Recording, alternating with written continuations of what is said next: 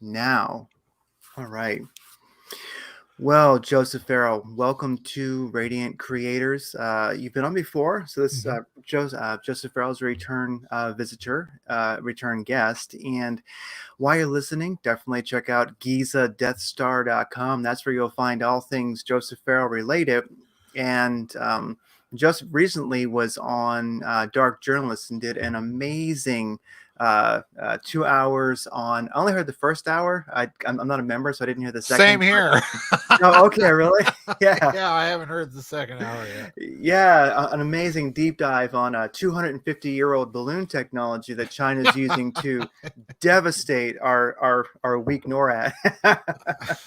It's just only from the swamp, Craig. I mean, Away from the swamp. yeah, yeah. I mean, they Yeah. came up with the magic bullet, so nothing should surprise us. Mm, it's absolutely true. Yeah, magic bullet. Anyone who's ever tried to, if you're a bit of a redneck like myself and you grew up in the around guns, everyone's tried to shoot a frozen bullet. It doesn't it it, it doesn't work. it doesn't work. It doesn't work. Yeah, if and then of course there is no bullet that is jacketed that's going to actually literally atomize when it hits something. So all those crazy stories, yeah. And that comes to a really great place to something I want to ask you, because you've definitely gone deep, and oftentimes also talking to dark journalists about this. You guys have both gone deep on, of course, JFK, the assassination. So Mhm. something you're very versed in, and might that be where we went off track? Like, in a way, is that first diversion that led us to, well, Well, many where we are today in this proxy war in Ukraine? that's an excellent question, and let me put all my cards on the table. Yes. I am an anti-federalist. Hmm. Had I been alive during the Philadelphia Constitutional Convention of 1787, I would have been shouting treason from the rooftops, because and we need to go back and remember that the anti-federalists, Elbridge Gerry, Patrick Henry, people like this, were doing just that, because they sensed in the current Constitution a document that was deliberately designed to do nothing but empower the oligarchical and financial class. And here we are. And here we Here we are. are. Yeah, But that said, I think there are other bellwethers along the way.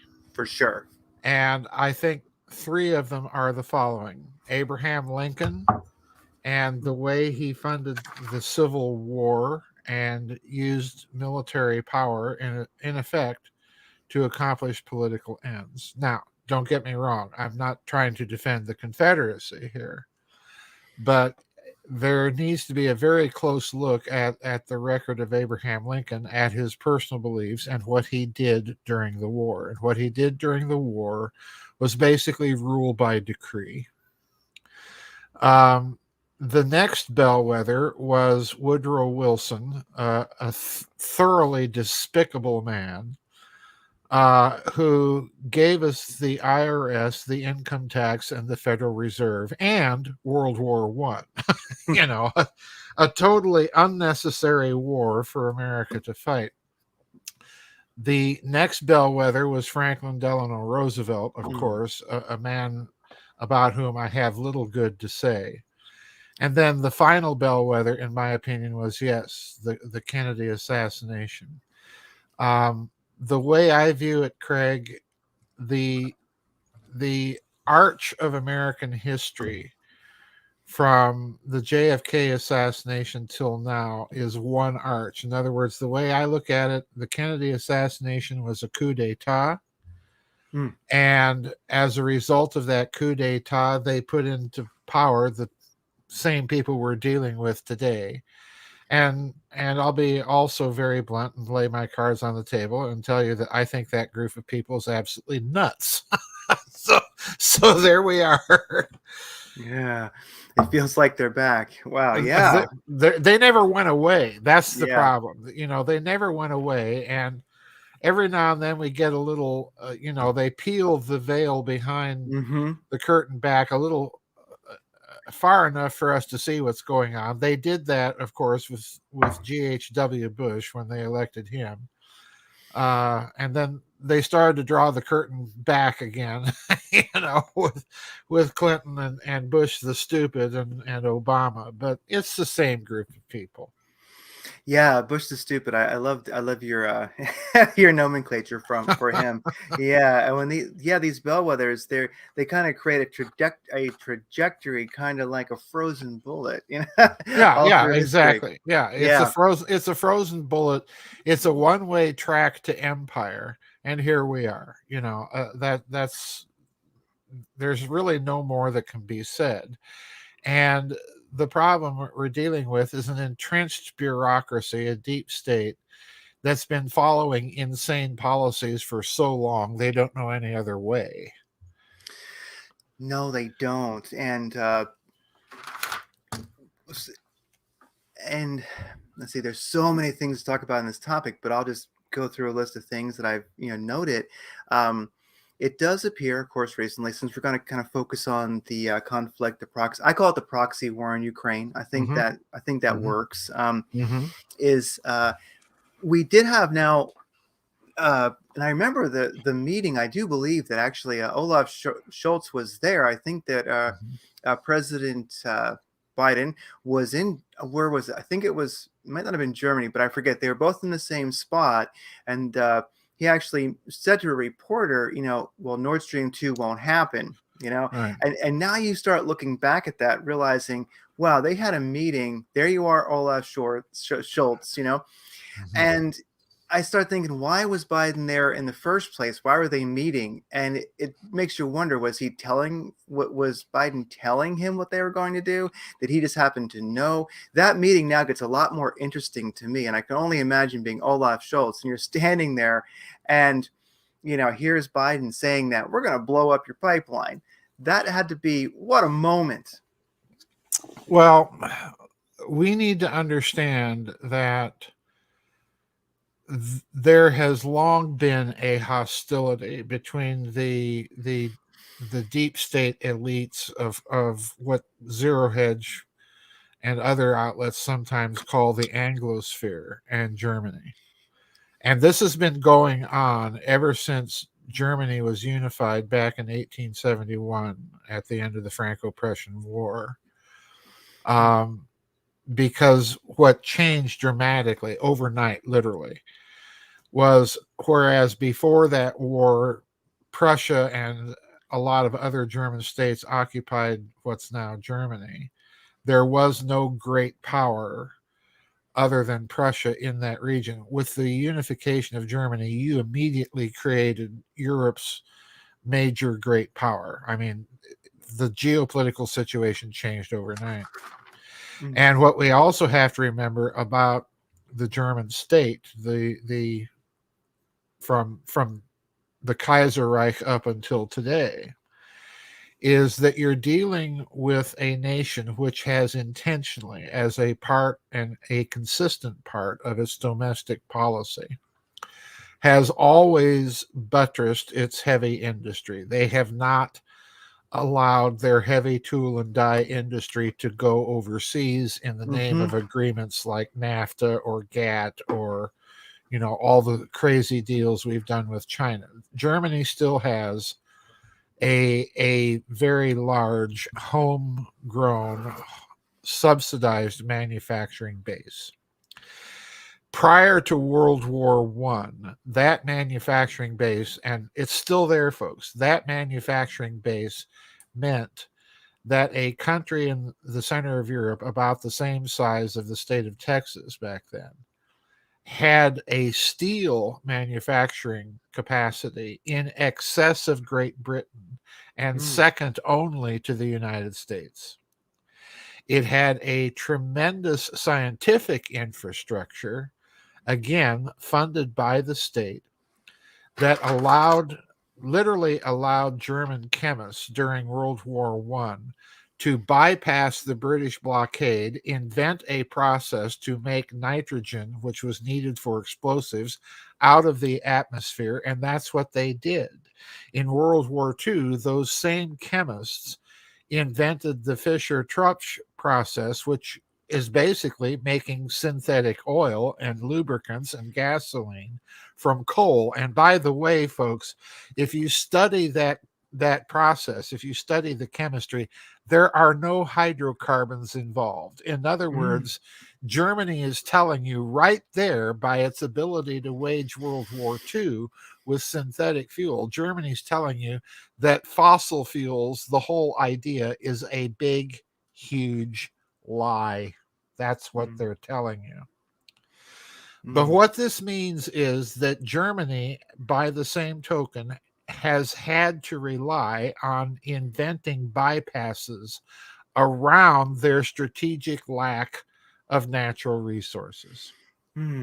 So if you look at the way that England and the United States particularly have tried to arrange the geopolitics of Europe, what have they been trying to do? They have been trying to prevent what Bismarck himself was attempting to do, and that was create a rapprochement between Germany and Russia. Why?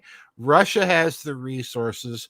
Germany has the manufacturing and technology. What better alliance could you have? And that is exactly what the British were able to do prior to World War I. They again, using American money and American complicity, rearmed Germany for World War II. So there's been 2 world wars fought between Germany and Russia.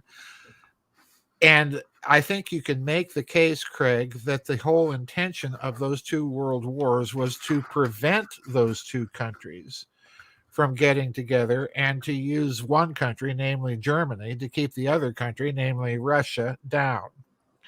Now, let's fast forward to after World War II and the German reunification after the collapse of communism. At that point, Germany is still in the same position. In fact, it's in a much worse position than it was even prior to World War II.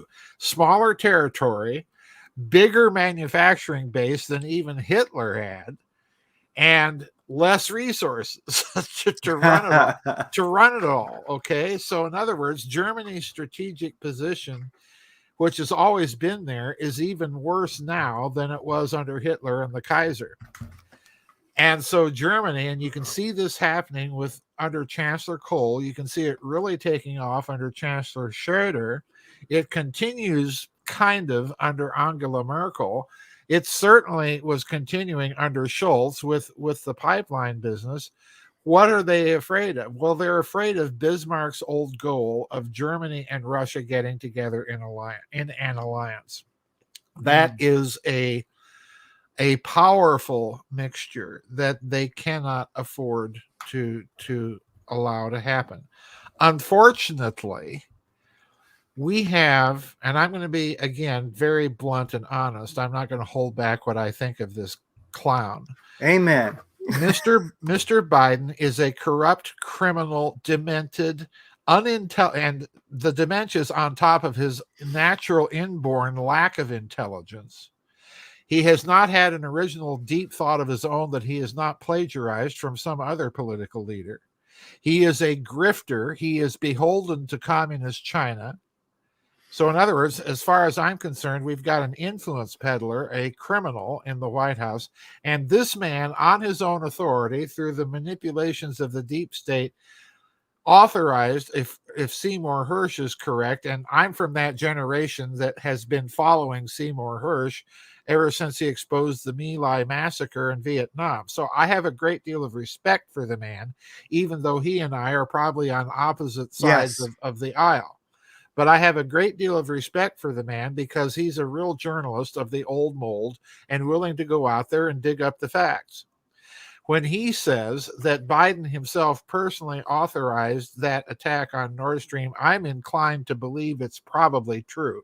Number one, because Biden is that stupid. And number two, he is that criminal that he would, on his personal authority, commit an act of war. And that's what it is, an act of war, not only against Russia, but against Germany. Now, fortunately, the Germans have allowed their military since Merkel to fall apart. So we're not dealing with the German military that Angela Merkel inherited. We're dealing with a much weaker German military. But in any case, it's one country in Europe you don't want to piss off. We've had to learn that the bitter way through 2 world wars. So, Yeah. I look at this, Craig, as more insanity coming out of the Western elite. And it is a proxy war, which again, the elite in their hubris picked the wrong horse if they thought that the Ukraine, with 40 million population, is going to defeat Russia, with a population 4 times that amount and an industrial manufacturing base. Everybody talks about the American economy being the biggest in the world, but how much of that is actual manufacturing? Yes. The plain fact of the matter, folks, is Germany, Russia, and China, all three, have a much bigger actual hard manufacturing base than this country does. Even the cannon in those M1A1 Abrams tanks, all 18 or whatever ridiculously small number we're sending to the Ukraine is, even that cannon, folks, is a German cannon made by Rheinmetall in Germany and produced in this country under license. We can't even make our own arms. That should tell us how bad off we are. And it's the silly, crazy policies of this elite that we have in charge of this country and that's in charge of the United Kingdom that's leading us into this absolute abyss. This is not a proxy war. If you're going to fight a proxy war with Russia, then pick somebody like a Japan or a Germany, somebody that's got some muscle. But the Ukraine? Yeah.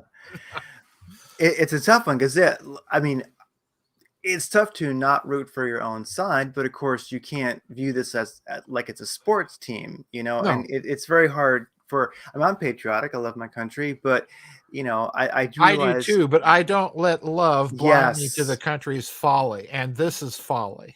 it is. And that's the thing where which I did not think that the collective West is going to win in this situation, but if they do, we lose, Yeah.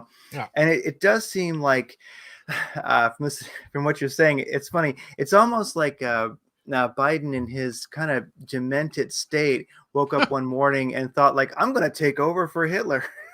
Yeah, He didn't get the job done, so I'm just going to fund like a new generation of Azov, of Nazis, and we're gonna make this happen. That's why maybe this guy shouldn't be president, and he's way too emotionally invested. It's not just Biden that did this. Of course. This began in the final years of the Obama administration, and in particular with Victoria Nuland Yes. in the State Department.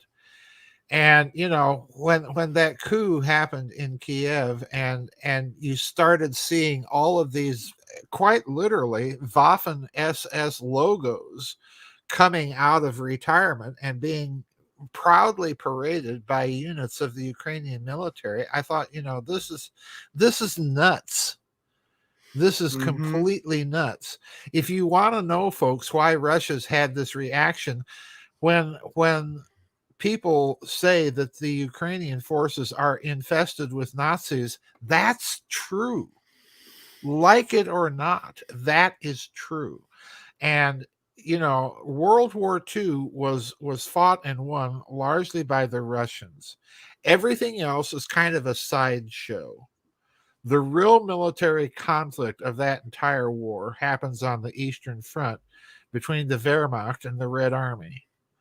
And it was a long, drawn-out, hardly fought contest that the Russians literally had to spend rivers of their own treasure and blood to repel the German invasion. And it took them 4 years to do it on top of that. Yeah. So if there are reasons that you need to understand why Russia's doing this and why their reaction against the Ukraine and all of these Nazi units is there, that's why. And the other thing that we in the West are not being told, and they have absolutely deliberately kept this out of the news, are the Ukrainians themselves who are objecting to this war. It's a mess. Yeah, and that commentary from the Ukrainians is definitely hard to find. And Mm-hmm. I will link to things in the show notes when we're all done. I'll definitely have, and one thing I definitely will put in there is there are mercenaries who went Yep. to fight for Ukraine because they just felt like, well, they bought the BS basically, Yep. and they went there meaning well, and they're young guys. Yep. And of course, who's going to actually take them on? Well, they get there. They go, I want to go fight. Many of them have, prior military experience. Well, actually, all of them did. Yep. And well, the Ukrainian military is like, no, that's all right. But Azov is like, yeah, sure. Here, here's an AK-47 and a bottle of vodka. And the thing is that, and of course, they got viciously wiped out. The ones that, of course, I've not interviewed, but I've listened to interviews with them. They realize that this is not something that they're going to win, but also with their own testimony, talking about their experience. No, Azov and Right Sector. The thing is these guys are very happy to take mercenaries. Oh, you want to fight? Bring it. Mm-hmm. And they found that. And of course, they have sort of that gallows humor. They'll laugh about it now, but they're like, no, these dudes really are Nazis. And one of them even said, like I guess you'd say our version of a squad leader, like opens his laptop, look at some coordinates in the back, and like the screen desktop was Hitler. Yeah. Yes. I mean, these guys are for real now. Yeah. Their version of what a Nazi is not necessarily exactly, of course, Himmler's vision per se. I'm not sure, but let's just say that they see themselves as a Nazi, if nothing else, that it pisses off Russia and they don't like Russians. Right. That's exactly what this is. We have to go back and remember the Treaty of Brest-Litovsk that ended World War I on the Eastern Front when the Russians surrendered to the Central Powers. Most people in this country, of course, are so clueless as to history that they forget this crucial little bit of history. What the Treaty of Brest-Litovsk did, what Austria-Hungary and Imperial Germany forced the Bolsheviks to sign, was essentially a peace treaty that allowed the Central Powers to militarily occupy the Baltic states down through Poland. And then, if you look at the way the map will portray the results of the treaty, all of the current Ukraine, and then portions of the Transcaucasus that were occupied by the Ottoman Empire. So, in other words, the Treaty of Brest-Litovsk, signed on March 3rd, 1918, between the Central Powers and Russia, the Soviet Union. Basically, the result of that treaty was it carved out Bielorussia, Poland, the Baltic states, and the Ukraine from the Russian Empire and put it under the occupation of Central Powers troops. In other words, for the next 6 months, the effect of the British blockade that had been socked on Germany at the beginning of the war was nullified. All Germany had to do was ingest that conquest, convert that Ukrainian agricultural production to their war effort, and use the Ukrainian nickel, iron, and other mining resources that they had just conquered. So, in other words, the British blockade is over.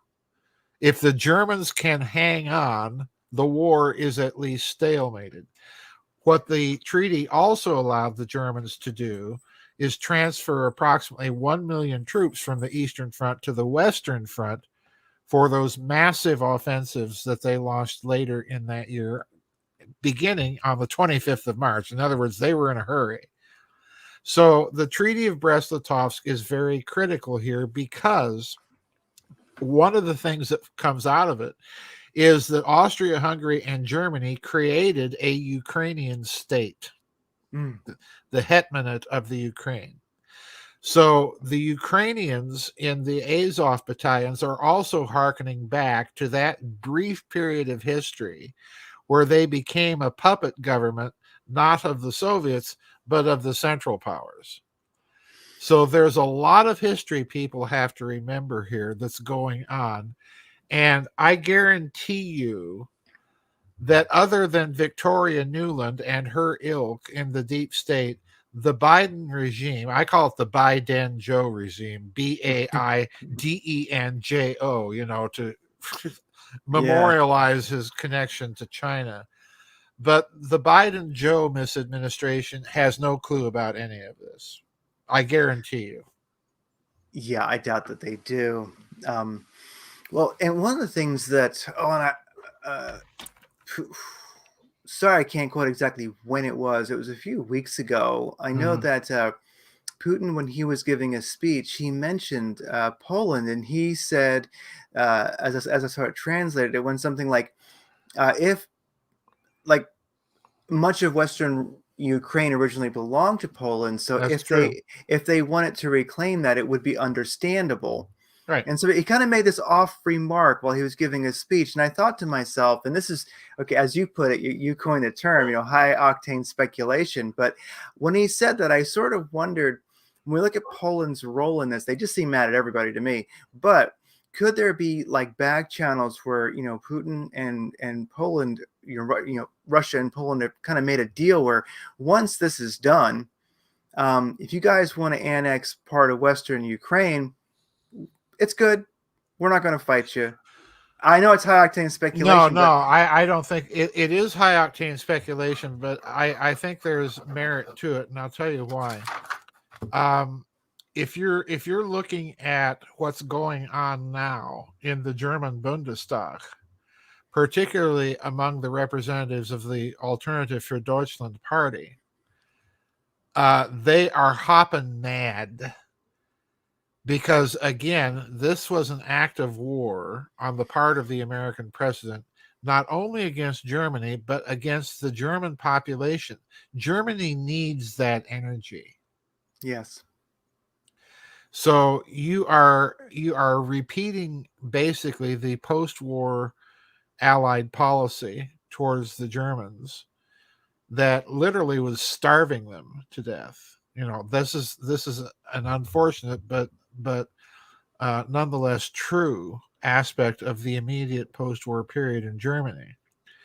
And it's also the reason why the Germans fought so long and so hard right up to the end of the war, because, Roosevelt's idiot Secretary of the Treasury, Morgenthau, had put out his Morgenthau plan for Germany, and the Germans got a hold of it, and Dr. Goebbels published it. And if you don't know what the Morgenthau plan for Germany, folks, that was basically, we're gonna strip the country of all of its heavy industry, which of course would have meant the people starve, and we're going to break the country up into 3 countries and plow everything under and make it an agricultural swamp. Okay, so if you're German, that's just basically a statement that they mean to kill us all. So yeah, you fought on with Hitler and went down with the ship. The reason I think what you're saying has a great deal of possibility is Germany has now officially joined with Russia and China, calling for an investigation of the Nord Stream pipeline.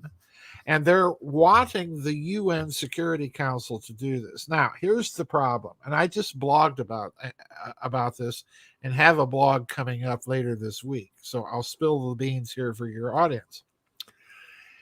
The problem is Germany, Russia, and China are all powers that have a great deal of intelligence capability. In other words, the Russian FSB, the Chinese intelligence, the German BND, and BVK can all find out the truth fairly easily about the Nord Stream pipeline. And let's add to that, Seymour Hersh recently gave an interview for the Berliner Zeitung, the Berlin Times. Oh wow, I didn't know. Oh Okay. yeah, Yeah. He Ooh, I got to gave, see that. yeah, that he gave an interview for the Berlin Times. So if you're German and you're reading the Berlin newspaper, you know already that the suspicion on the part of the German government of official U.S. government involvement is there. And I have no doubt, Craig, that at this moment, those intelligence services of those countries are cooperating behind the scenes to find out what Mm. happened, who did it, the actual people involved in doing it. I have no doubt that the phone lines between Moscow and Berlin are burning between Schultz and Putin. I have no doubt whatsoever. And the one reason I suspect that is Germany's response to our request that they send tanks to the Ukraine has been, if you look at their response, has been absolutely laughable. They have agreed to send a bunch of obsolescent Gepard anti-aircraft systems that are over 30 years old. They have agreed to send, I think, 13 or 14 Leopard 2 tanks. Folks, that's not even a platoon. You are not going to stop Russian tank armies with 14 German tanks, good as they are. It just ain't going to happen. Um, it's just laughable. So, Germany is publicly playing, it looks to me, Craig, the same game that Japan has been playing and started to play under Shinzo Abe. We're going to talk like we're allies of America, and we're going to do little things for show to show the Americans, yeah, we're serious. But the reality is, when you look at what little they're doing, the reality is, no, they're not going along with it. This, to me, Craig, is the sign that NATO is beginning to fracture, and I suspect it will completely fracture before the decade is out. I really do. Well, that gives me a lot of. That's actually very hopeful to hear because, I hope so. Yeah. The alliance has outlived its usefulness. It's become its own many-headed Hydra monster, just like the American Empire. We don't need it. President Macron of France has already said that, if the war turns nuclear, France is not going to use its nuclear deterrent against Russia. He's already said no to the swamp. So, Yeah, that goes back to that when Biden had said, now we'll take care of Nord Stream if people don't play our game. Well, right. You're asking I call it like the collective West, which is mostly America, but they're asking too much. So I mean, you've got Germany that they're shutting down factories that are 100 years old. Yep. I mean, and so in a sense, the Morgenthau plan, it's back. It's back. Yes, it's absolutely. back. Yes, so absolutely. So Germany is looking at like Morgenthau 2. Which isn't very pretty, and you've got Biden literally standing next to your prime minister saying this is how it is. And from what I understand, of course, there was communication between Russia and Germany. So I guess you'd say Schultz and Putin were on the phone, and we knew that our intelligence, America's intelligence, knew that basically the German government couldn't stay solvent if they went along with our plan. Right. Or maybe they were always sort of not going to anyway, like one way or the other. America was losing its grip, and so we blew up the pipeline. So in a sense, that does create for both Germany and Russia, and ultimately like the BRIC nations and much of the EU, you realize you're dealing with a crazy person. You're dealing with somebody who's capable of anything. We're nobody's ally. Yeah, and there's another implication to what's going on here that I think predates the Ukrainian business. And that is that I have thought ever since 9/11 that there is some sort of covert uh, American-German economic war. Because if you go back to all those puts that were placed on the market prior to 9/11, where are most of them coming from? Well, most of them are coming from Deutsche Bank, and many of those in turn are coming from Lufthansa. Oh, wow. Okay. Yeah, so I'm thinking, okay, why is Germany here? Doing all of this, and then you dig a little deeper and you find out that when they started to cart off all the debris from the collapsed buildings in New York City, the company that was chosen to contract and come in and clean up the mess, and especially the computer files, was, guess what? German. So, what's going on here? How does this figure into the mix? So I think we also have to look at the possibility that there has been some sort of financial or economic tug of war going on behind the scenes much longer than this Ukrainian fracas. But you're correct. From the standpoint of your average German, what do you think? Well, you think the USA is at it again. They're at our throats again.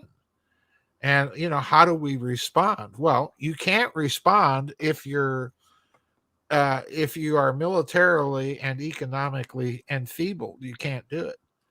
So the other thing that I think is going to come out of this is not only the crack up of NATO, but I just don't see Europe voluntarily deindustrializing on the American model. I don't see it.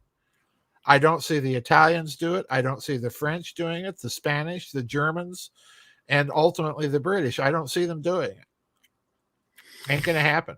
Europe will break from the United States. It will reindustrialize, and it will remilitarize, and Germany's going to lead the way, like it or not. And I've had this feeling that looking at so much that's going on and has gone on, that I wonder. So we do have the BRICS nations, of course, and I wonder if who will be the first nation out of the EU. I would say not to join the BRICS, but there could be like sort of there's going to be like where the Warsaw Pact used to be. You might say like we're going to have this division. Maybe the Western nations won't quite want to do exactly a BRICS. They may not want to become part of the BRICS per se, but there's almost some sort of like a Western BRICS or a Western. Yeah. There's a reemergence, a change of powers, of world powers, basically, that's taking place. So, Germany may not want to be part of, like, let's say, like America's NATO and the EU, but there's going to be something new, there will be a kind of new neutrality policy, and I'll tell you the country to watch to see how that policy is taking and has taken shape and is continuing to do so, and that's Hungary. Oh. Viktor Orban's Hungary, if you've been watching it for the last 10 years, is steering a very, very careful domestic and foreign policy in tandem. And he's managing to keep Hungary in the EU, but not follow EU policies and dictates. And he's also just bluntly had his government tell the American ambassador to take a hike. We're not joining your war. And I suspect that this attitude is not just unique to the Hungarians. Turkey, Italy. The other country I've been telling people you have to watch very closely is Italy. Because again, you have a country that is a major economic power. It is capable of being a major military power. It has the up-to-date technological infrastructure. It has historical ties to North Africa through Libya. So you're dealing once again with a country which has recently elected a government in defiance of everything that the EU wants. And again, the Italians, like the Hungarians, have been charting kind of their own independent course. So these are two countries to watch. And I agree with you. I think they're possibly going to become the core of this kind of neutrality of a participation with the BRICS, but not necessarily fully joining the Shanghai Cooperation Organization. I think you're absolutely correct there. And the Shanghai, the name for that, yeah, the Shanghai Gold Exchange. Right. That is a huge one for people to be aware of, because that's one that Oh, yes. I'm still learning about. That's a big picture thing for sure. But Yes. it reminds me how. Oh, and I wish I had the article pulled up so I could quote it directly, but it exists. I'll put it in the show notes.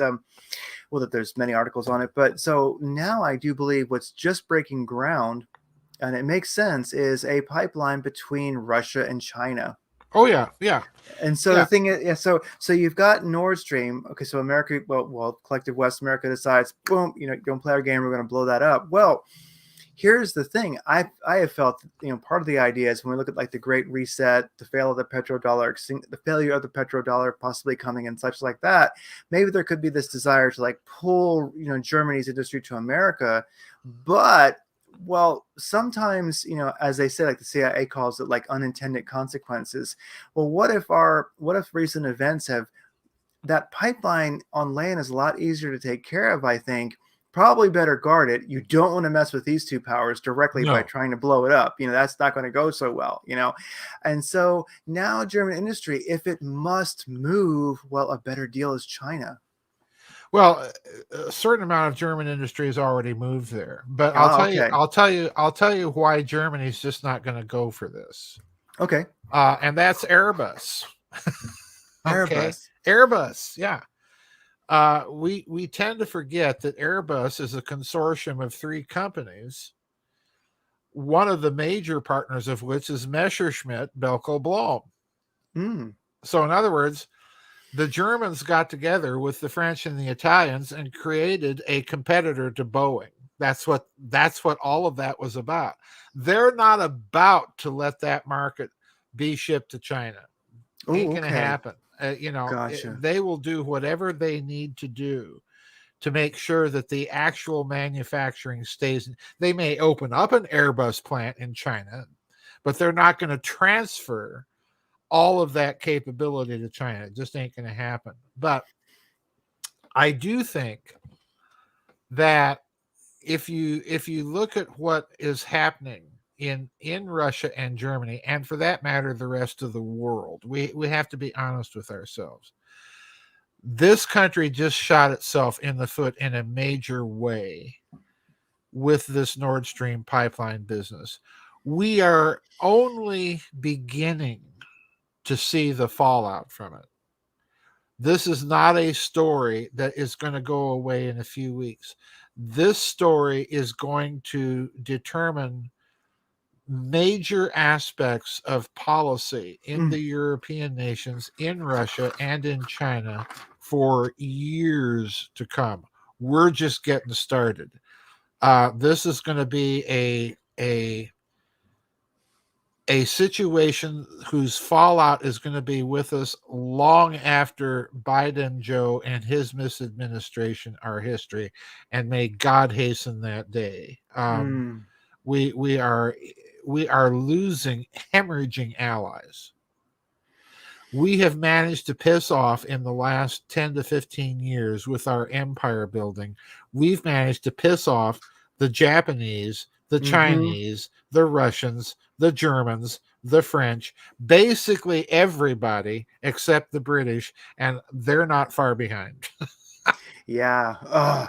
And that's the thing when you look at the Nord Stream event. I mean, Yes. You're looking at you got Biden, you've got Victoria Nuland, you've got Anthony Blinken, Jake Sullivan, and one of the things, and so you've got 4 people who just did. I mean, of course, there's more people involved, and there's one guy, Robert Barnes. He's from I think it's Viva Barnes Law Associates. They're kind of like a constitutional law firm, and they're quite amazing. He has a podcast. He talks about great things. Very smart guy. And at least he mentioned that people have come forth with more with more data. That in a sense, it wasn't that people so much didn't. How do you put it? People have come forth and kind of put those like dead man switches in, you might say, like if I die, like please release this. People have been afraid to say anything, but there's plenty of people who knew about this, who know about this, Sure. who made sure that information wouldn't die with them. So now that it's out, you've got a lot of people who are in the know, who are very, very willing to. And this is one of the things, you've got these 4 people who decide to do something like this. And that is way too much power, in my opinion, for 4 people to have. 4 people shouldn't decide we're going to have World War III, basically, or risk it, or destroy the Well, future of a country. you raise another important question. And I think it is a question that people need to be talking about openly. If you go back to the 2020 election, Yes. literally within a day or two after the election, we had Nancy Pelosi, as I like to call her, talking on television and giving interviews about creating a committee to keep charge of the nuclear football. Mm-hmm. And of course, the scuttlebutt among the media at the time, and particularly among the Trump supporters, was, well, she's trying to usurp President Trump's control of the nuclear arsenal and turn it over to committee. I don't think that was Nancy Pelosi's goal at all. I think she was more afraid of Biden Joe and him being in charge of the nuclear football. The man is stupid to begin with, as I said before. And on top of that, you add dementia. And on top of that, you add criminal corruption and very possibly, by this point, criminal insanity. Who knows? Yeah. But here's the problem. Do you want a man like that in charge of the nuclear football? Well, if he's willing to blow up a pipeline of an ally, namely Germany, he's willing to pretty much do anything.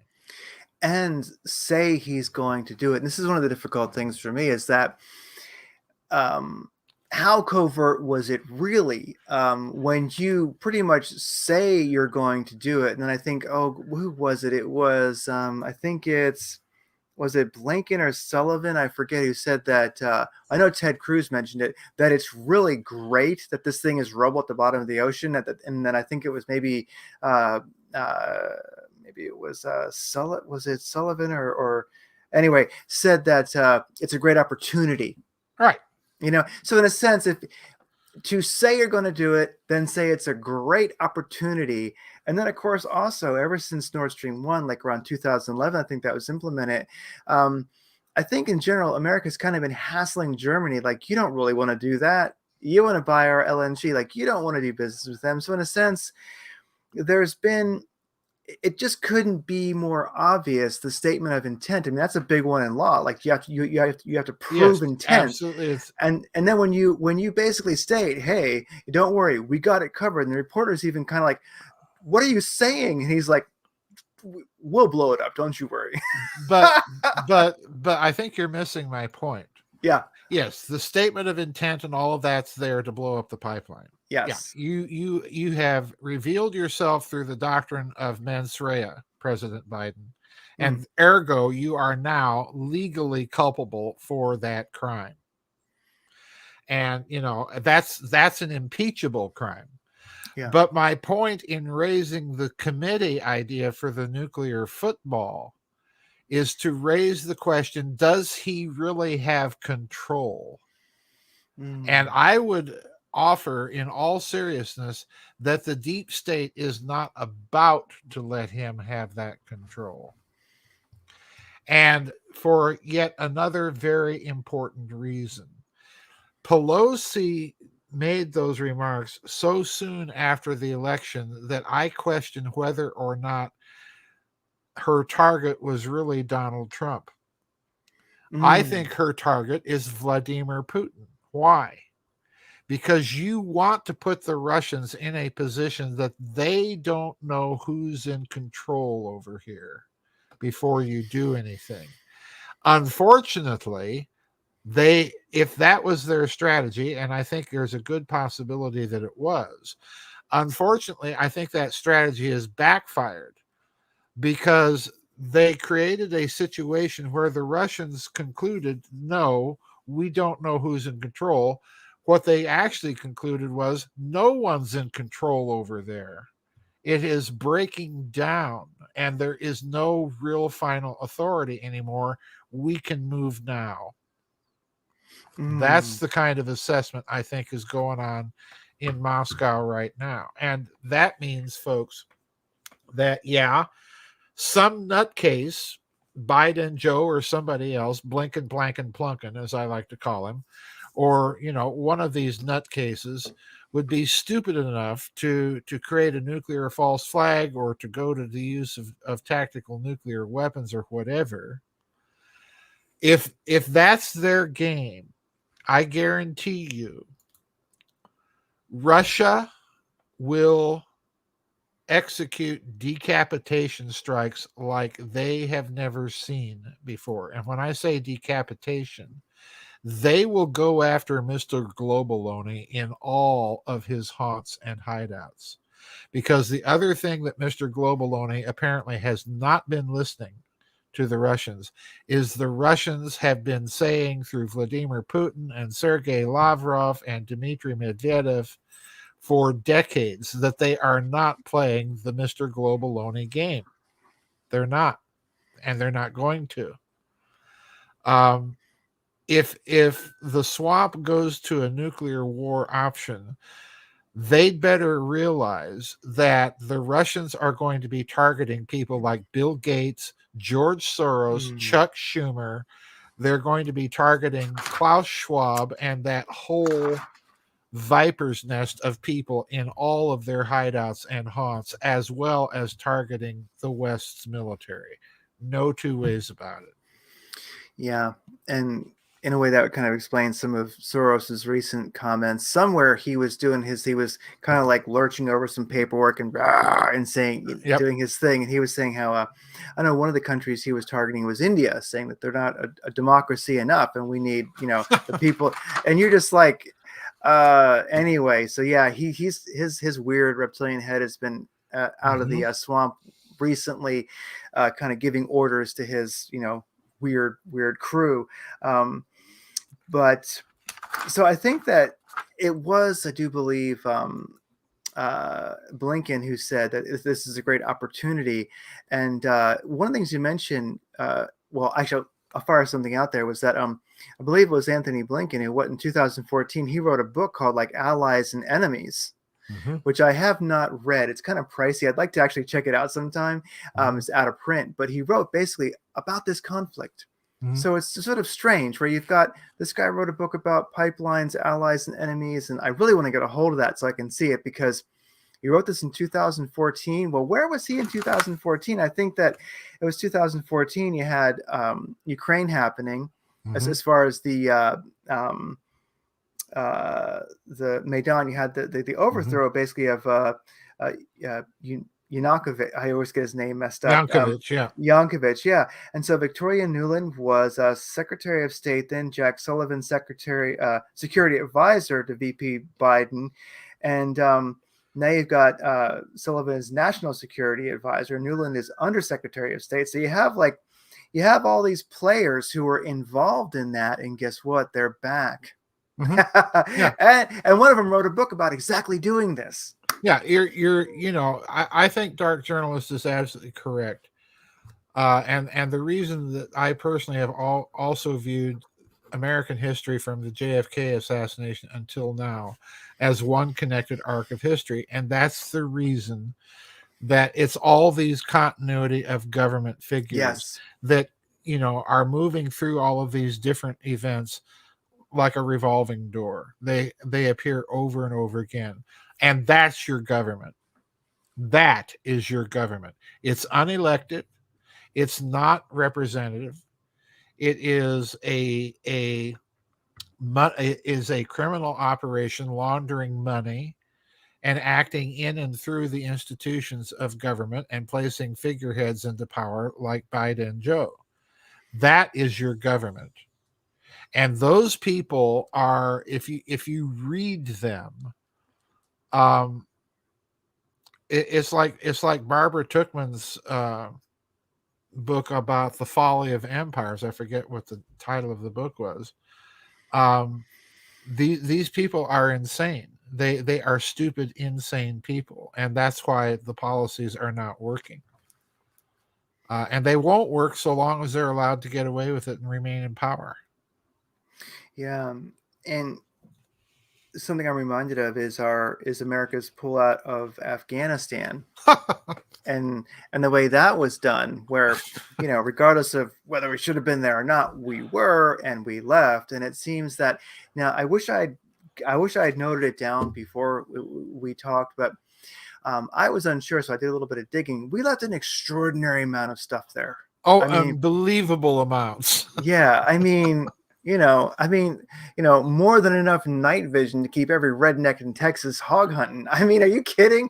That is amazing. Just stop and think how much of that stuff could have been useful in supporting the Ukraine's war effort.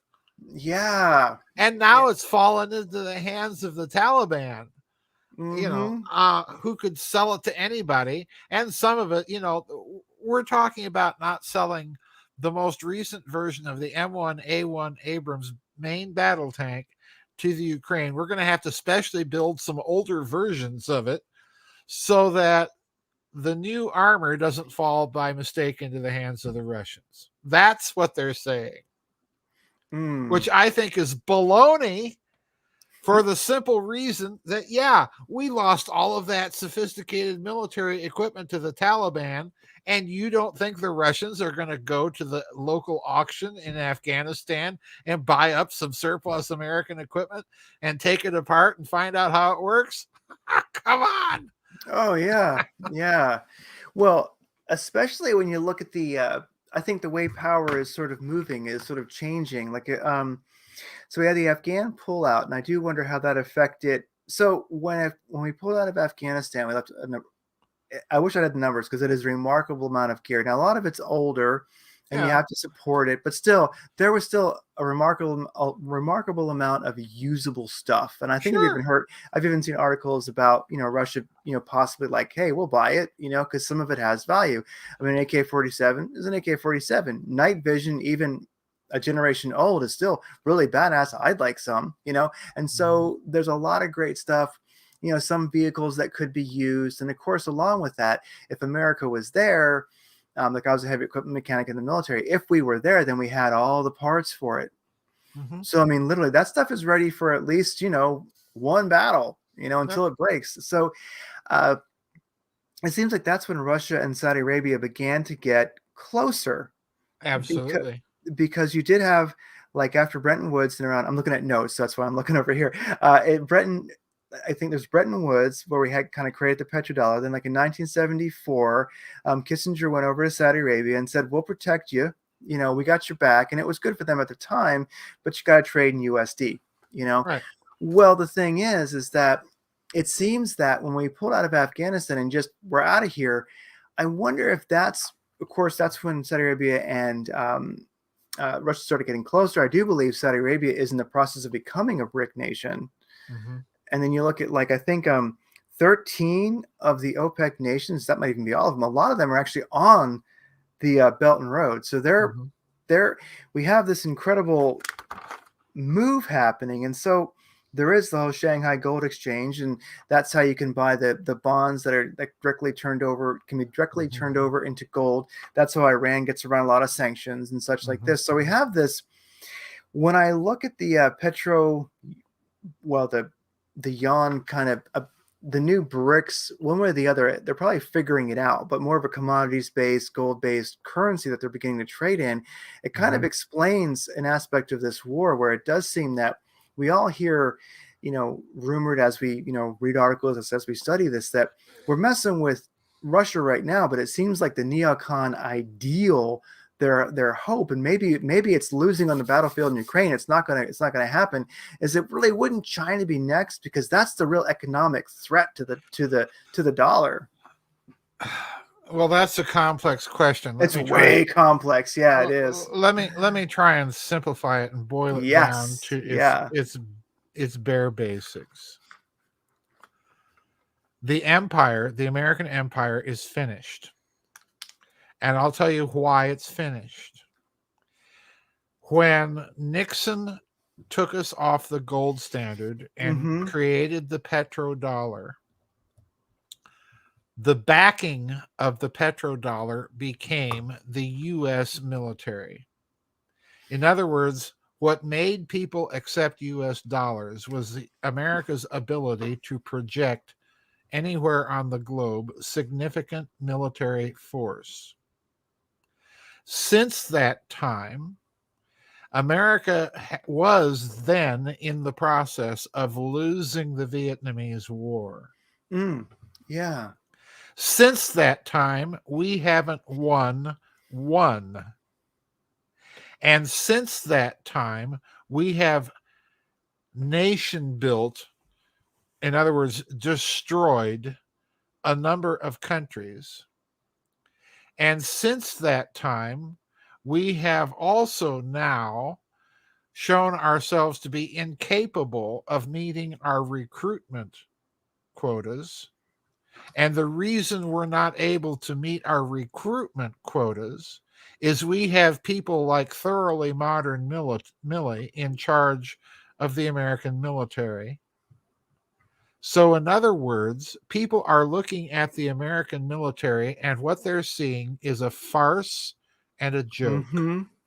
We have an aircraft carrier right now. I just got this email from somebody. We have an aircraft carrier, I think it's the Gerald R. Ford, which has been building more or less since 2005. Every system seems to break down every 6 months, parts don't work, and so on and so forth. In other words, our manufacturing ability, we were turning out Liberty ships every month during World War II, and now we can't even build an aircraft carrier. We don't make all of our own tank in our own country. We have to have a German gun because the Germans never quit learning how to build artillery. Thank you very much. All of this stuff. So, in other words, if you're a foreign power like a Russia or a China, where you have kept your manufacturing base and your ability to supply your military within the confines of your own control over the supply chain, and you look at the United States, which has not produced a new ICBM since the 1965 Minuteman missile, what are you looking at? You're looking at a paper tiger. That's what you're looking at. Mm. And the world has concluded this. Why would you want to be our ally when what we export is bombs, misery, pollution? Think of Ohio. We can't even take care of Ohio, but we can send billions of dollars to the Ukraine. Yeah. Why would you want to be an ally of this country? Bad as communist China is, why would you want to be an ally of this country? Why? It's like I've heard some commentary from articles from Africa, where you've got definitely China making inroads there. Yep. And yeah, it's not that I want to. I'm definitely not kissing the CCP's butt, right? No, but I'm not either. Yeah, but the thing is, though, when you ask the people on the ground there who are Yep. making these deals, and you say, well, why are you making, why are you so eager to become part of the BRICS? And they say, well, because they like to make business deals where we have resources, they pay a fair price for them. Your deals are always involve genocide and and bankruptcy and killing us all. So and making us take your quacks and yeah, and exactly. Why would yeah. anyone want to do business with this country? What do we produce? We produce, our major export is war and misery. That's our major.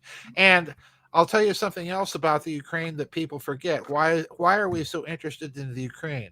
Answer: Monster Santo. Oh, okay. Let's not forget that the Ukraine went heavily into GMOs at the same time that Russia said, no, we're not going there. They have not been adequately tested.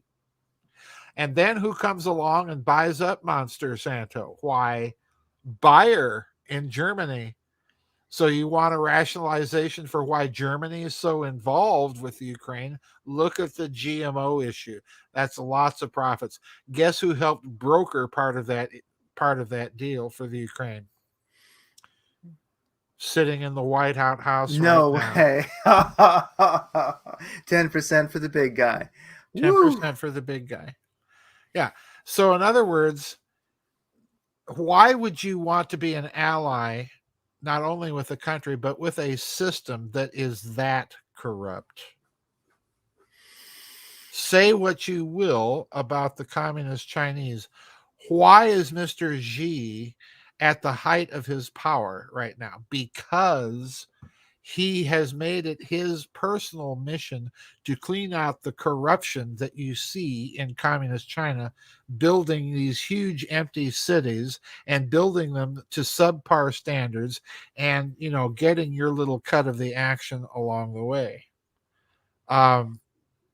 Say what you will about Mr. Xi. He's not a nice guy, clearly, but he's also someone bound, who's made it his determined personal issue to get rid of all that corruption in communist China, which was another import or export that we gave them. So why would you want to be part of this system?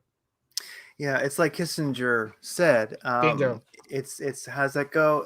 It's dangerous to be America's ally. No, it's dangerous to be America's enemy. It's deadly to be America's It's ally. deadly to be America's ally. Yeah. Yeah, Yeah. yeah. So we see a lot of this. This is very true. So, And that's why mhm. NATO will crack up, because if you're doing that kind Mm. of cost benefit to risk analysis, you have to come to the rational conclusion it's riskier right now, given the state of this country and its wretched military and its awful finances and its total lack of being able to manufacture anything that works. Why would you be an ally? The cost benefit analysis isn't there.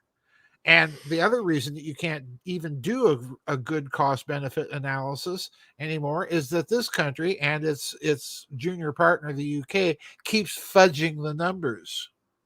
It's like all the Bureau of Official Statistics of the Soviet Union publishing all of these wonderful statistics, and the reality on the ground is completely contradictory. Oh, there's no inflation. The United States is doing just great.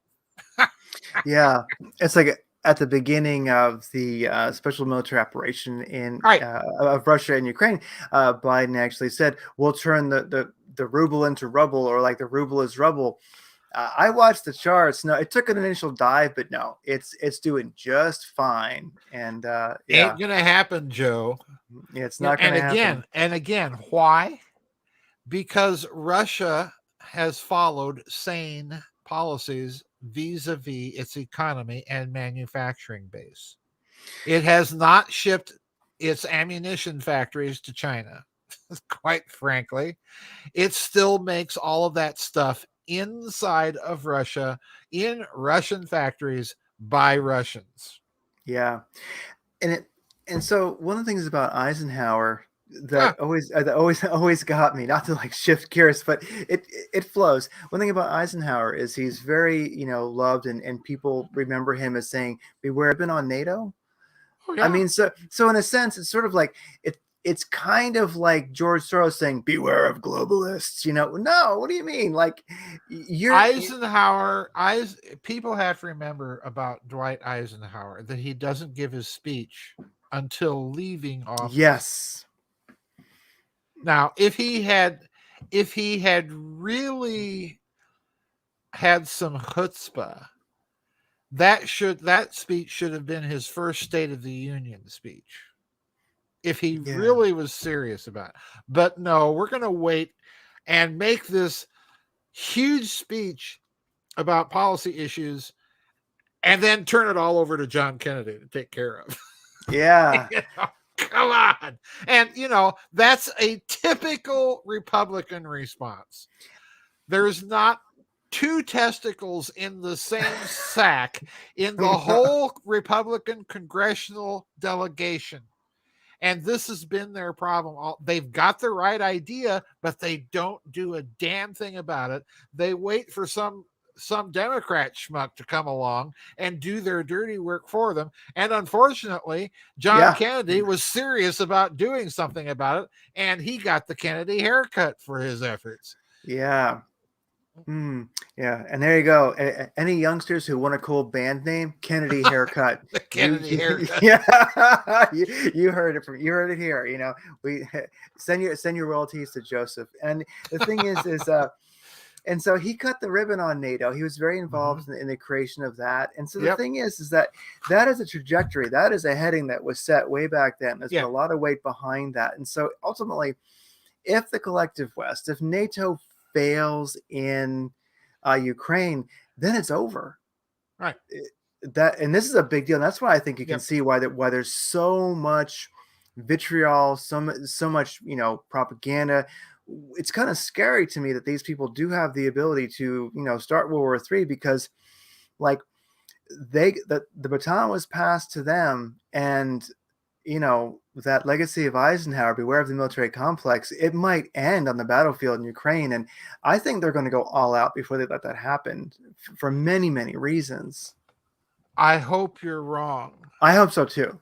But about 50% of me looks at that whole crew, Blinken, Blanken, Plunken, and Newland, and all of these people. They are arrogant, and they are just arrogant and stupid enough to do something like that. But they, like I say, they had better think twice before they mess with Russia, because unlike us, Russia's not relying on Minuteman III era ICBMs or nuclear weapons. They are not. Mm-hmm. And they will execute decapitation strikes. The Russians, if you look at the way that they have conducted themselves in this war, it's very, very interesting to see what they've done. They have literally fought a war where they have decimated, they have completely attrited the Ukrainian military and attempted, and I think as much as one can say in any war, they have attempted with some success to minimize the damage to the civilian population. Yes. Now, if that's a clue as to how they might fight an all-out confrontation with the West, and I think it is, I think you're going to see the Russians targeting the military and command centers. And that means if you're Mr. Globaloni, if you're a Klaus von Gloschwab, Freiherr von Baumburst, and his ilk, and I'm comparing Klaus Schwab to that crazy Baron from the movie Chitty Chitty Bang Bang, because he reminds me of that guy. Garrett Froba, the guy that played Goldfinger. If you're Mr. Globaloni, if you're the Bill Gateses, George Soroses, and so on and so forth, I would be supremely worried about the Russians. If you start that war, the Russians are going to come after you, either with Spetsnaz assassination teams or hydrogen bombs, but they're going to come after you, and they are going to take you out, like it or not. As the art of war, says, if you want your military to be victorious, have them fight with their backs to a cliff. Yeah. And ultimately, that's the thing. I understand that some people believe that Russia invaded Ukraine and it was unprovoked, but that's almost just too big. I would say like, no, you don't need to get that info here if you're listening. If you don't know, that's not how it rolled. Okay, no, they were dang provoked. Okay, they were provoked 6 ways from Sunday and back again. Yeah, they were provoked, and so ultimately they were provoked. Putin, Russia did what it had to do, and ultimately their backs are to a cliff, because it's going to be the Marshall Plan 2.0. I mean, it's not going to go well for them. They know they have to win, because there's a lot of one thing. I'll go from Well, one thing is, you mentioned they're working on not creating civilian casualties, and that's very, very true, because ultimately they do offer humanitarian escape routes, and they say Right, go. And then of course right. I've heard those escape routes do get fired on by Azov, and unfortunately I won't even mention it here, but just other agencies that Yep. and so ultimately that's not so great that that happens. But the thing is, I heard this from, and it doesn't mean that everybody who was or is a Navy SEAL knows everything about artillery. They certainly don't, right? But Right. somebody I do know, who a guy named Matt Bracken, who was in the SEALs for a good number of years, he did say that the Stalin organ, of course, which that existed in World War II. Well, Mhm. Russia never really gave that up. I mean, they kind of perfected No. it, and so I don't know how big of a battery a full battery is, but I guess a full battery of those, however many it is, can Let's level. let me simplify what you're trying to say here. Yeah. The people who invented the modern doctrine of artillery in Yes. war were the Germans in World War One, Mm-hmm. and it was a German colonel by the name of Georg Bruckmüller that did it. Okay, the Germans massed such an enormous amount of artillery in 1918 for those last offensives that you could literally hear the bombardments in London and Paris. Wow. The the amount of ordnance that was expended in those no longer than 5-hour bombardments boggles the mind. Nothing like nothing like and the Russians had to learn that doctrine from the Germans in World War One. And again, they suffered under it in World War Two. So the Russians have always made artillery. And let's go back to Napoleon's invasion of Russia. What's Napoleon? Well, Napoleon's an artillery general. The Russians have learned the hard way from the French and the Germans.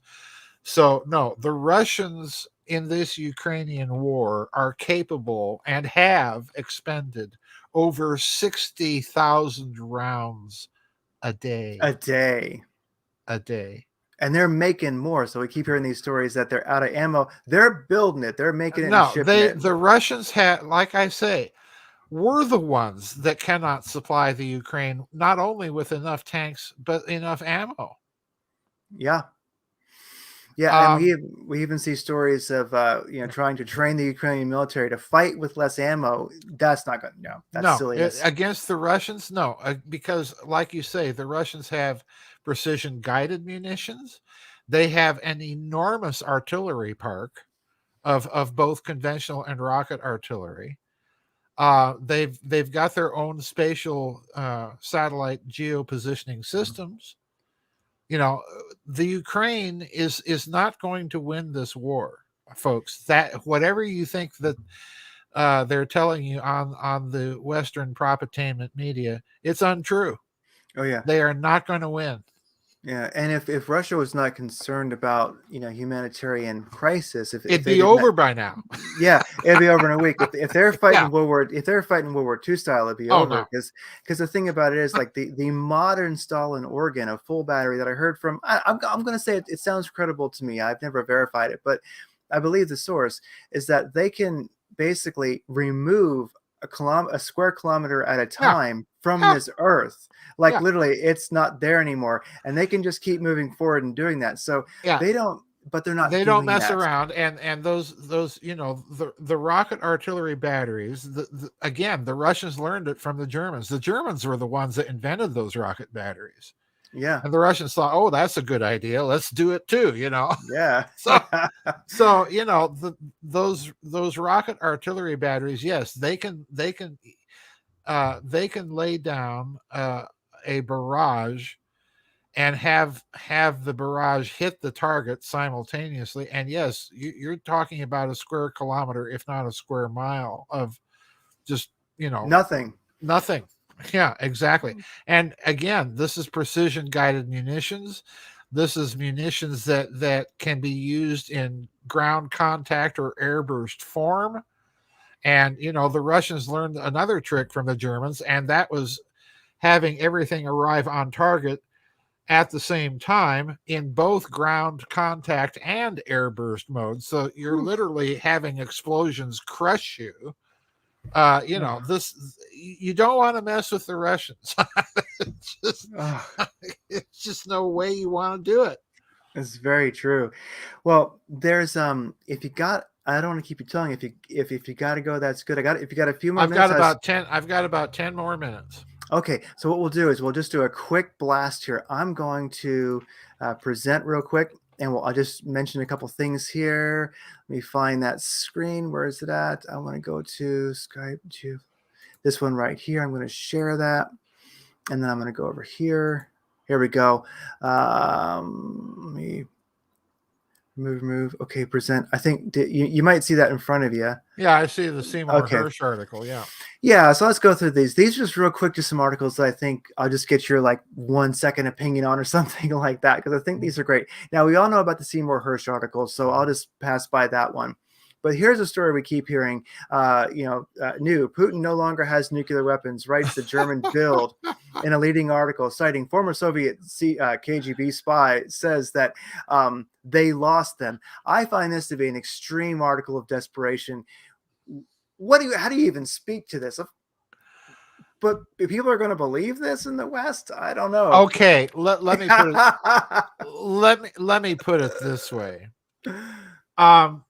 If Mr. Putin does not have any more nuclear or thermonuclear weapons, the only thing that means is that Russia has better stuff up its sleeve.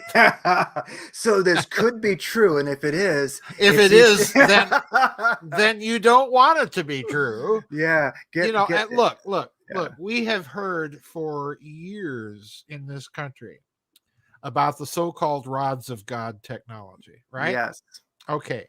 I suspect that technology has already been used. I suspect some of those Chinese chemical plant explosions were done by rods of God, because some of the signatures of those explosions don't look to me like chemical explosions, nor do they look like any sort of tactical nuke, fuel air device, or anything else.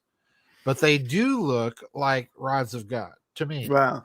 So the other thing that we need to remember is that somebody in the American military, back when Kim, the fat guy in North Korea, was making another threat, some U.S. general, maybe it was Thoroughly Modern Millie, I don't know, but some American general was asked by a reporter, who made sure to ask the question in a very loud voice, does that include chemical weapons? When the general said, we're considering all options. So the reporter says, does that include kinetic weapons? In other words, rods of God.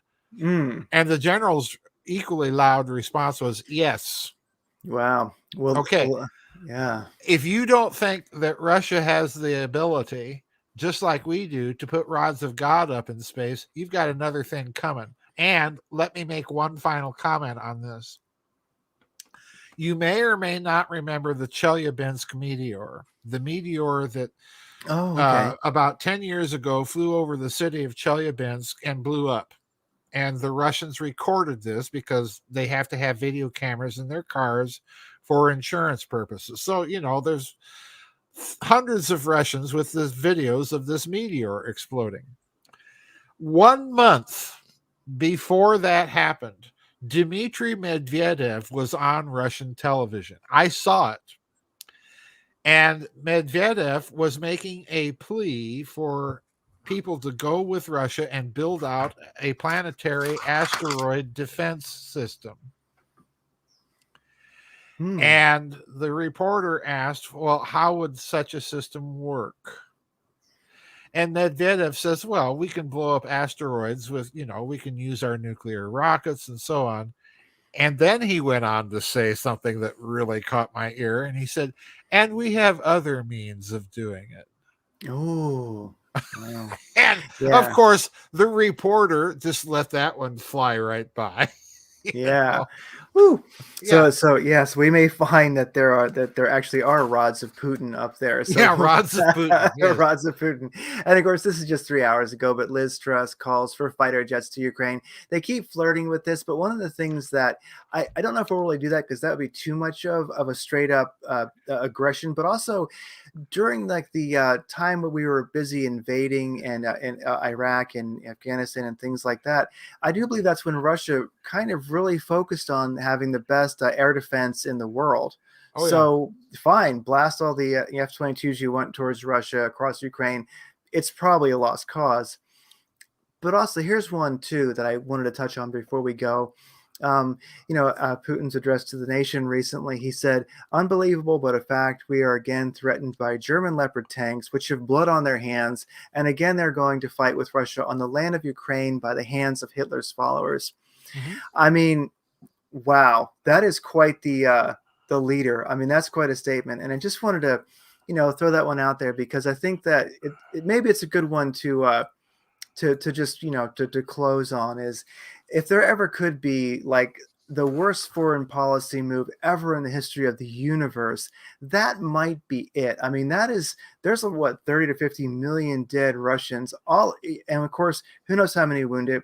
Everybody on their family, on their mantle, has got a picture of somebody who's not Yep. there anymore. Yep. And in a sense, there's nobody who does not carry a wound from that war living today to some extent. Yep. They may have not met the person, but they know somebody. There's a picture on the family, in the family, pictures on the wall. I think that might be one of the most arrogant, ridiculous things. And also for Barbach to say that we are at war with Russia and now we're going to send tanks with a cat's name across the Ukraine. Well, I think it's all out when that happens. I think well, that look, boom. look. People in this country just do not understand the gargantuan scale of operations during World War II on the Eastern Front. The Soviet Union people, and I mean this in all sincerity, the Soviet Union won that war. The Russians won that war. The military juggernaut that they were facing was much more enormous than anything we faced on any of our fronts against the Nazis. The Russians had to expend at a kill ratio of about 10 to 1 to get rid of that military juggernaut that they were facing. President Eisenhower, after the war, rode by train through parts of some of Eastern Europe. And he made the observation that for about every 5 to 20 Russian tanks burned out along the countryside that he saw maybe 1 or 2 German tanks. In other words, the slaughter that Russia had to undergo to defeat what they were facing is, like you say, every family in Russia has somebody that either lost a leg or lost their life or something happened during that war. The Russians remember, and they're not going to allow it to happen to their country again. That's just the bottom line. This is an existential matter for them, particularly so since the collapse of the Soviet Union, when they're able to get back openly to some of their Russian traditions that were repressed by the Soviet state.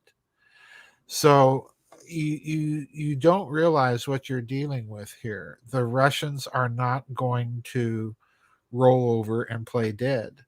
And by the same token, the Germans do not want another war with Russia. They're 1-1 with that country. Both countries have suffered at each other's hands twice in the last century, and neither one wants yet another round of it. And the Germans, by, we're sending you 21 Leopard 2 tanks.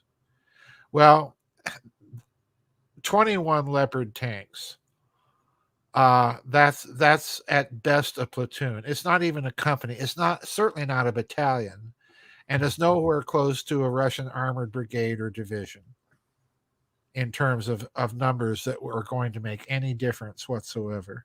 In other words, the numbers that they're telling you in the media, 21 Leopards, 14 M1 Abrams, whatever. The numbers that they're telling you in the media are so woefully inadequate to deal militarily with a disastrous situation. This is window dressing in theater. And what it really is telling me is that these, and I'm going to use a very bad word here, but Mhm. that these bastards in Swampington, D.C. are using the Ukraine to launder money back to themselves. Proven. Yeah. Yeah.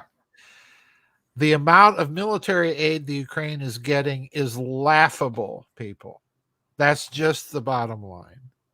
The amount of money that they're getting is not enough to sustain a war, but it is enough to launder quite a few pockets of politicians. That's the bottom line here. The West will not win this. Yeah. Especially when you look at the statement was from, it was recent. Oh gosh, Mm-hmm. who said this? If I can find it, it was very, very recent. Yeah, Estonian Prime Minister, Kaya Kallas, she wants to rewire Russian brains, and she actually, yeah, and she said that we need to, yeah, Estonian Prime Minister Kaya Kallas Those has, defective Russian brains, I gotta tell you. yeah, yeah, she says she suggested that the entire population of Russia should be re-educated to root out any traces of imperialistic dreams, claiming that otherwise, with or without President Putin at the helm, history will repeat itself and Europe will never be safe. And this lady, I mean, she just said this, and you're thinking, like, projection, anyone? I mean, and so, yeah, Well, there's a guy. while she's at it, rewiring and re-educating all those defective Russian Yeah, brains, yeah. maybe she should stop and do some of the same for her own population, which provided lots of units for the Waffen SS and the Nazis during World War II. Just a thought. Yeah. Which, yeah, maybe look, yeah. I wonder if I studied her family history, if we might find out they're Look, back. look. This is yet another. I mean, these problems and mutual grievances are so much a part of European history. We all know it. We don't need to learn it again. It's yet another reason that we shouldn't be involved in anything to do with Europe whatsoever. Let them sort it out. Thank you, Woodrow Wilson. We don't need to be at war with the Kaiser. He's left us alone. So jeez. Yeah, Honestly. yeah. Well, it's been great talking to you. Yeah, and when you realize how the Russians do have their back against the cliff, because it does seem that, like, the if they don't win, they're looking at balkanization, tribunals, reparations, rewriting history, and Yep. maybe even demolishing the Orthodox Russian Church. You know, Oh, that look. yes, You just said it right there. The real reason that the West hates Russia is 1,000 years old, mm, because being Eastern Orthodox myself, I can tell you that there is something about Orthodoxy that sends people in the West absolutely nuts.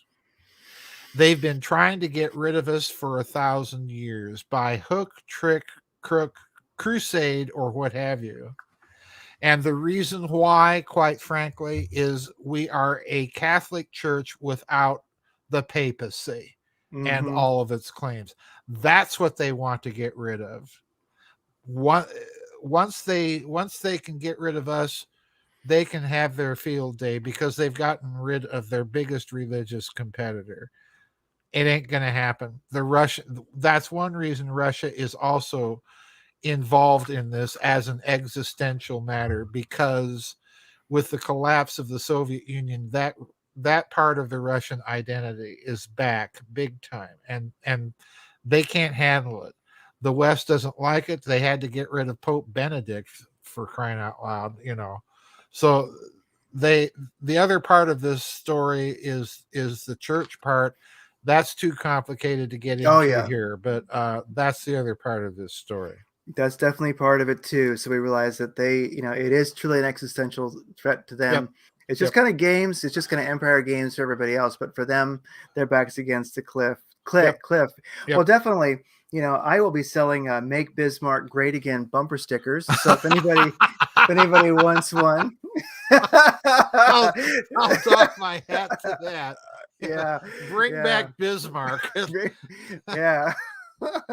Yeah, really. Bring back Bismarck. So great. Well, thank you so much for being on the show, Joseph Farrell. It's been amazing. GizaDeathStar.com is where you find out everything about Joseph, and it's been great.